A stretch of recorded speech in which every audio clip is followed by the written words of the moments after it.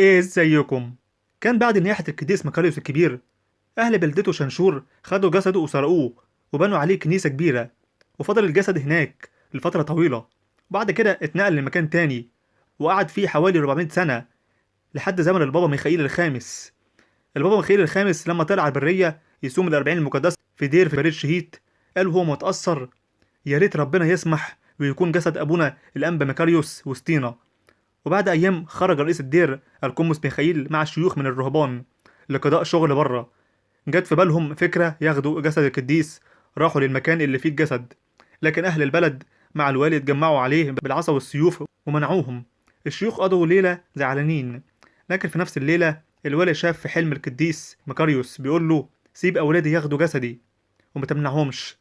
الوالي خاف وصحى مستعجل وبسرعة استدعى الشيوخ وسلمهم الجسد. الشيوخ فرحوا جدا وأخدوا الجسد واتبعتهم جموع كبيرة من المؤمنين لتوديعه. ولما وصلوا مريوط قعدوا هناك، وتاني يوم عملوا قداس وتناولوا، وبعدين حملوا الجسد على جمل وبدأوا رحلتهم للبرية. وفي نص الطريق حبوا يستريحوا، لكن رئيس الدير قال: حي هو الرب، مش هنرتاح غير لما يورينا الرب المكان اللي الملاك وقف فيه مع أبونا. وهم مكملين السكة، الجمل فجأة وقف ومرضيش يتحرك، وبدأ يلف براسه ويلحس الجسد ويحني راسه ناحية الأرض. وقتها فهموا إن ده المكان اللي ربنا عايزه، فمجدوا الله هناك.